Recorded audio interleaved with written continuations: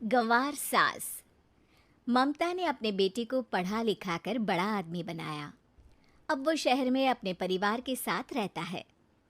एक दिन ममता का बेटा रोहन अपनी पत्नी आलिया से कहता है, अरे आलिया, सुनो, माँ अब से गांव में नहीं रहेगी। वो हमारे साथ यहीं रहेंगी शहर में।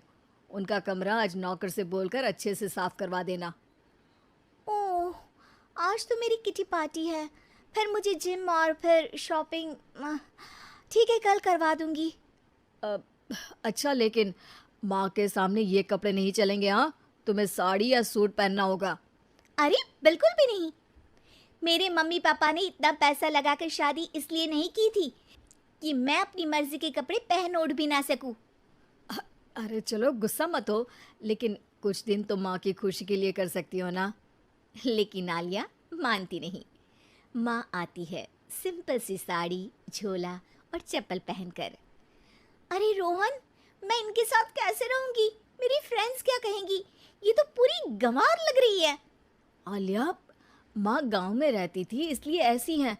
तुम आज ही माँ के साथ जाकर उनकी पसंद की शॉपिंग करवा देना। इनके साथ घर के अंदर रहना मुश्किल है, बाहर तो मैं कभी भी ना जाऊं। रोहन को आलिया पर गुस्सा आ जाता है। माँ, ओ माँ। हाँ बेटा। वो माँ को ले जाने के लिए उनका हाथ पकड़ता है कि अरे माँ, तेरे हाथ अभी तक इतने कड़े हैं, तूने इसका कोई इलाज नहीं किया? अरे बेटा, इसका कोई इलाज नहीं।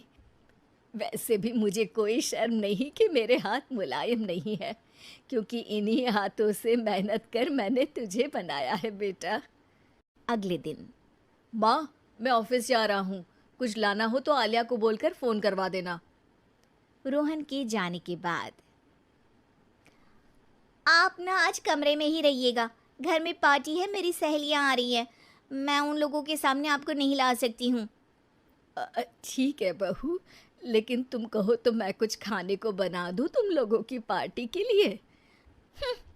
वो लोग सिर्फ कॉन्टिनेंटल या थाई फूड ही खाते हैं। कोई बात नहीं, कभी इंडियन खिलाने वाला कोई मिला नहीं होगा ना। मैं बनाकर कमरे में चली जाऊंगी। जैसे आपकी मर्जी। आलिया के घर उसकी दोस्त आती हैं, पार्टी होती है। अरे वाह आलिया, ये क्या है खाने में? बड़ा ही स्वादिष्ट है यार, इसकी रेसिपी मुझे चाहिए। हाँ, और ये दाल, ओ माय गॉड, मैंने तो किसी 5 स्टार में भी ऐसी दाल नहीं खाई है। यार तू कुक को यहाँ बुलाना। अब आलिया घबरा जाती है। हाँ हाँ हाँ, क्यों नहीं। माँ जी ज़रा बाहर आइए। आलिया की सास सिंपल सी साड़ी और गांव के अंदाज में आती है। अरे बहू, क्या हुआ? खाना पसंद नहीं आया क्या? बहू? अरे ये गांव से दिखने वाली औरत तुम्हें बहू क्यों बोल रही है? कौन है ये? वो हमारी नई नौकरानी है। सास बहू की बात सुनकर बहुत दुखी हो जाती है। वो सर झुकाकर जा ही रही होती है कि एक सहेली बोल पड़ती है। अरे कहाँ जा रही हैं माँ जी? वो उठकर उनके पैर छूती है। जीती रहो बेटा। क्या है ना, आपकी शक्ल बिल्कुल मेरी माँ जैसी है। पता है आलिया, मैं शहर पढ़ने आई और फिर शहरी हो गई, लेकिन मेरे माँ पापा तो आज भी गांव में रहते हैं। बिल्कुल इनके जैसे ही हैं। आप यहाँ बैठिए ना आंटी, आप सच में बड़ी खूबसूरत है और आपके हाथ का खाना तो लाजवाब है। काश ये मेरी सास होती। सभी सहेलियां सास को घेर कर बैठ जाती हैं और उनसे खाने की रेसिपी पूछ रही होती है कि तभी घर की बेल बजती है और रोहन आता है। अरे क्या बात है, आज आप लोग हमारे घर में? और ये लोग तो मुझे आलिया से ज्यादा माँ की सहेलियाँ लग रही हैं। क्या ये आपकी माँ है? लेकिन आलिया ने तो कहा कि ये उनकी नौकरानी है और इन्होंने भी नहीं बताया।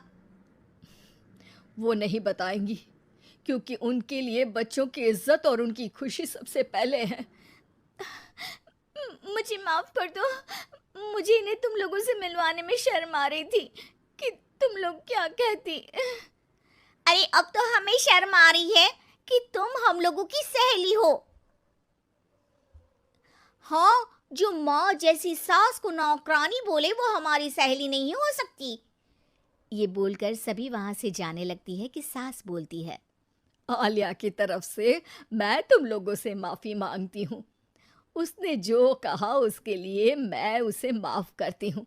अब तुम लोग भी उसे माफ़ कर दो, क्योंकि अगर तुम लोगों ने उससे दोस्ती तोड़ी तो फिर मेरे हाथ का खाना कैसे खाओगी? नहीं नहीं आंटी, जरूर आएंगे, लेकिन अब आलिया की नहीं बल्कि आपकी सहेली बनकर।